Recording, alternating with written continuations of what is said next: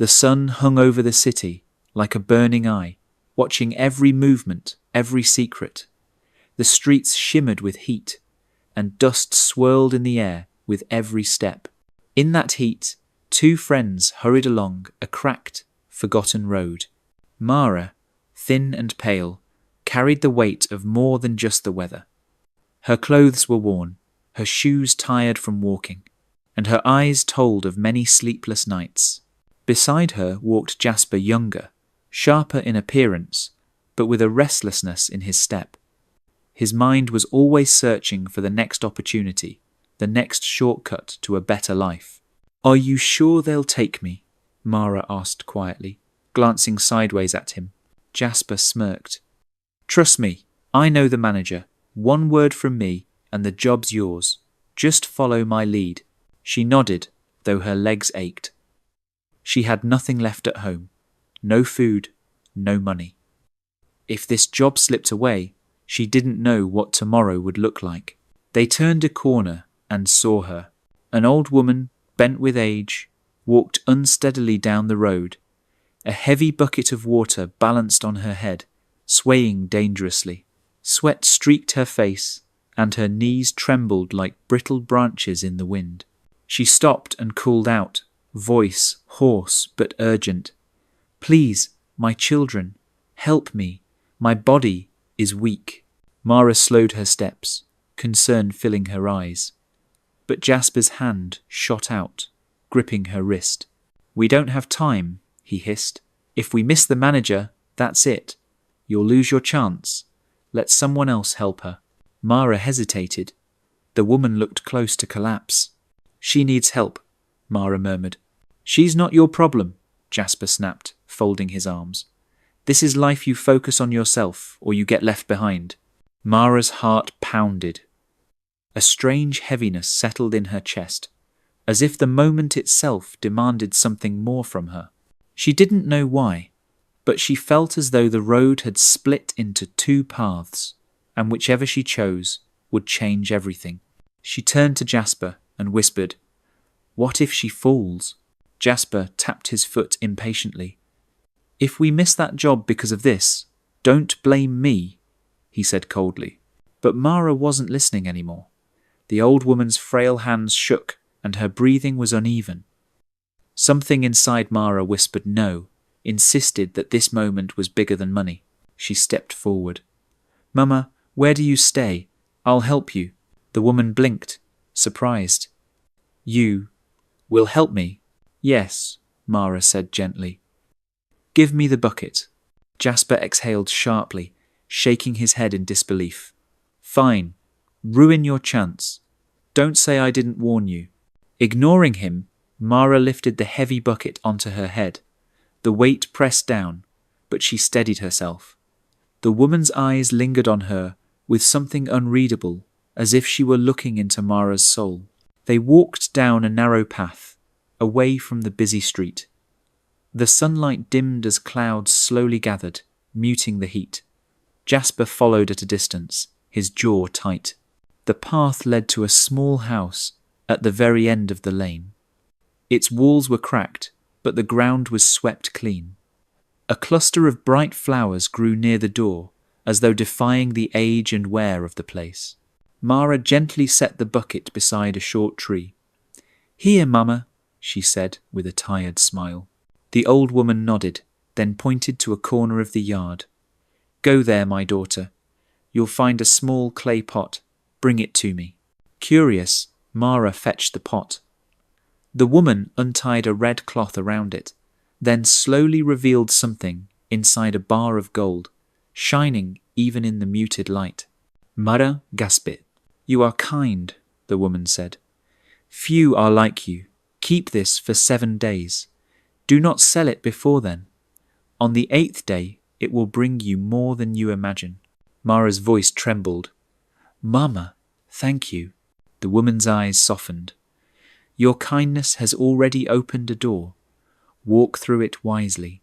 Mara clutched the gold, unaware that from the shadow of the doorway, Jasper was watching and planning. Mara walked home with a spring in her step, her heart pounding with disbelief and gratitude. The gold felt impossibly heavy in her handbag, as though it carried more than just value, as though it carried a destiny. She wanted to laugh, to shout, to tell someone, and she knew exactly who. When she reached Jasper's street, she saw him standing outside his house, phone pressed to his ear. She waved, calling, "Jasper!" He hung up slowly, his face unreadable. "I have something to tell you," Mara said, beaming. "You won't believe what happened." Jasper raised an eyebrow. "Oh? After you abandoned me for your little charity work?" His tone was cool, but his eyes drifted to the bag at her side. "Not charity," Mara replied, still smiling. "The old woman." She opened the bag, revealing the glimmering gold. The sunlight caught it, and Jasper's eyes widened for a fraction of a second before narrowing again. "Mara, where did you get this?" His voice was low, sharp. "She gave it to me. She said it's for my kindness. Told me to keep it for 7 days before selling it." Jasper stared, jaw tight. "An old woman in a cracked house just gave you gold? That makes no sense." "She said it was a gift. That's all," Mara insisted. But his gaze lingered too long on the gold, and his lips curled into a smile, not warm, but calculating. "Interesting," he murmured. That night, Jasper sat outside, staring at the ground. The image of the gold burned in his mind. If she gave Mara one, maybe she has more. 3 mornings later, he returned to that dusty street, waiting. Hours passed before he saw her again, carrying water. This time, he rushed forward. "Mama, please, let me help you," he said, voice dripping with false humility. The old woman paused, eyes searching his face, as if peeling away layers he didn't want revealed. After a long silence, she handed him the water. Jasper smiled, but it was the kind of smile that hid teeth. Jasper carried the bucket with exaggerated care, though the weights pressed into his shoulders. "Where do you live, Mama?" he asked, feigning kindness. The old woman pointed to the same narrow lane. He walked quickly, eager to reach the small house Mara had described. When they arrived, she nodded toward the tree again. "Set it there." Jasper obeyed, masking his impatience. He was expecting the next part, the mysterious request, the clay pot, and just as before, she told him to fetch it. This time, the pot held another gold bar. The sight made Jasper's chest tighten with greed. "Because you helped me," the woman said softly, "this is yours. But remember, keep it for 7 days. Do not sell before then." He nodded, barely hearing her words over the pounding in his head. Gold, real gold. And if she had 2, she might have dozens. What kind of fool gives it away, he thought. He didn't wait 7 days. That very evening, Jasper went to the city's gold market. The shopkeeper weighed the bar, squinting. "Strange," he muttered. "Very strange." "What's strange?" Jasper asked. "It's pure," the man said, still staring. "But it feels wrong." Jasper didn't care. "How much?" They settled on a price, and the bar was sold. As the coins hit his palm, Jasper felt the rush of victory. He could already imagine going back for more, squeezing the old woman's generosity until she had nothing left. 3 nights later, strange things began to happen. Jasper woke to whispers in his room, though no one was there. His gold coins, stacked neatly on the table, would be scattered by morning. Shadows seemed to move in corners where no light touched. He told himself it was nothing, but every night the whispers grew clearer. They were saying his name. By the 4th night, Jasper hadn't slept more than an hour at a time. Every time he closed his eyes, he saw the old woman, her wrinkled face looming above him, her voice echoing. 7 days. The gold coins clinked in the darkness, though he hadn't touched them. It was as if invisible fingers toyed with them, mocking him. He tried to push the thoughts away. "It's just my mind," he told himself. It's just nerves. But deep down, he knew it wasn't. By morning, his eyes were red, his hands trembling. He avoided Mara, afraid she would somehow see the guilt dripping off him. Instead, he returned to the old woman's lane. When he saw her again, carrying the water, he forced a smile. "Mama, I'm here again. Let me help." She studied him for a long moment. Her gaze felt heavy, like it could pierce through every excuse and lie he had ever told. Finally, she said, "Follow me." They walked in silence. At the house, she gave him another pot, inside another bar of gold. Jasper's chest swelled. He could barely contain himself. But before he could thank her, she spoke again. "Do you know," she said quietly, "that gold is not always a blessing?" Jasper chuckled, masking his unease. "I think I'll take my chances." The old woman's eyes narrowed. Greed makes the hands heavy. Heavy hands sink fast. He pretended not to hear and left quickly. That night, the whispers returned, louder, urgent. The coins no longer just scattered. Now they rolled toward his bed, as if pulled by something unseen. Jasper sat frozen, unable to move. The room felt colder, the air thick. And then, just as he gathered the courage to stand, a hand bony, ice cold, gripped his ankle. Jasper's scream tore through the night, but no one came. The icy hand tightened around his ankle, its fingers thin as twigs, yet strong as iron. He kicked wildly, heart hammering, until it let go. The coins lay in a perfect circle around his bed.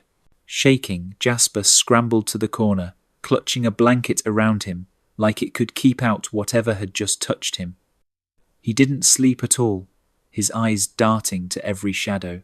By sunrise he was pale, his lips cracked, but the gold still called to him. He told himself it was just a nightmare. The fear faded when he imagined the wealth he could amass, and so he went back. The old woman was there, struggling with the bucket. He rushed forward, but this time she didn't hand it to him right away. "Why do you keep coming?" she asked, her voice low. Jasper forced a laugh. "To help, of course." "Help?" Her eyes glinted. "Or to take?" He hesitated, then reached for the bucket without answering. She let him carry it, but when they reached the house, she didn't bring out a clay pot. Instead, she stood in the doorway, blocking his way.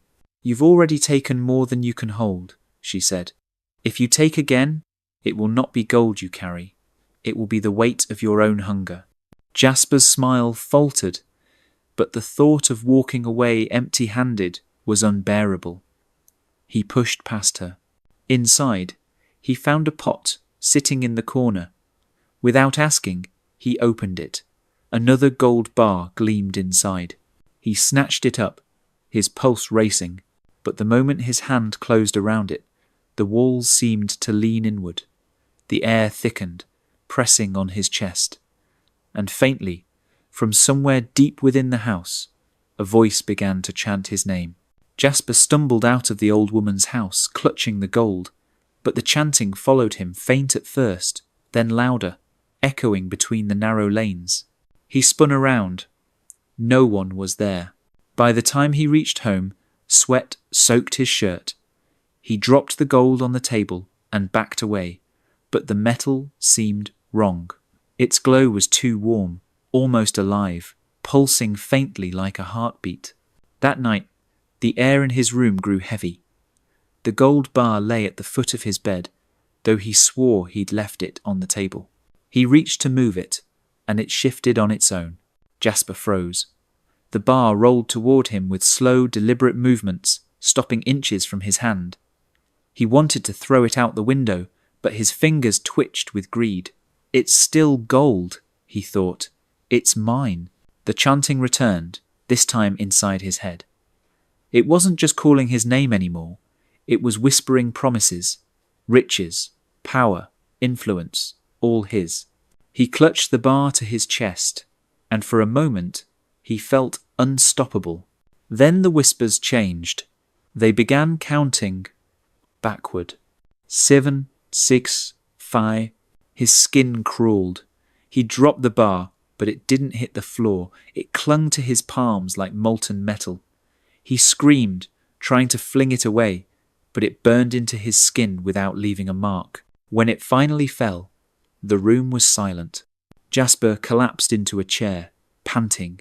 Outside his window, in the faint glow of the streetlight, the old woman stood watching. She didn't move. Mara hadn't seen Jasper in days. It was unusual for him to keep to himself this long, especially after she'd told him about the gold. When she knocked on his door, there was no answer, but she heard movement inside. She called his name. The door creaked open. Jasper stood there, eyes bloodshot, skin pale. He smiled faintly, but it wasn't the smile of someone happy to see her. "You look awful," Mara said, stepping inside. His house was a mess, coins scattered across the floor. Deep scratches marked the walls, like something had clawed at them from the inside. "Are you all right?" she asked. "I'm fine," Jasper said too quickly, bending to pick up a coin. "Better than fine. I'm rich." Mara frowned. "You sold it already. The old woman told me to wait 7 days. "She's a fool," he interrupted. "I don't need to wait. I know where to get more." "Jasper, what did you do?" He avoided her eyes, stacking the coins into trembling piles. "You wouldn't understand. Once you start, you can't stop." Mara stepped closer. "What do you mean?" Before he could answer, the temperature in the room dropped. Mara's breath fogged in front of her. The coins rattled on their own, rolling toward the bedroom door. Jasper froze. His hands twitched. "Don't look," he whispered. But Mara's eyes followed the coins. The door was open just a crack, and in the shadows beyond, something was moving. Something watching. Mara took a step toward the bedroom door, but Jasper grabbed her wrist. His grip was ice cold, trembling. "You don't want to see it," he whispered. "Once you see it, it doesn't go away." The coins continued to roll, one after another, slipping through the crack in the door like obedient servants answering a call. From inside, a low hum began to rise deep, vibrating in the walls, in her bones. Mara pulled free.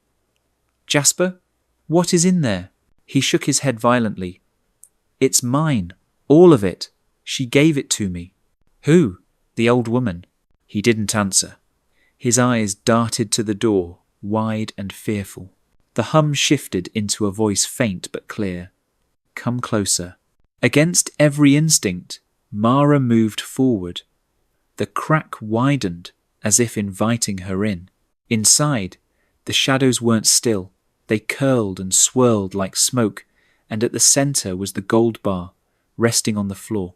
Only, it wasn't gold anymore. Its surface rippled like liquid, black veins spreading through it.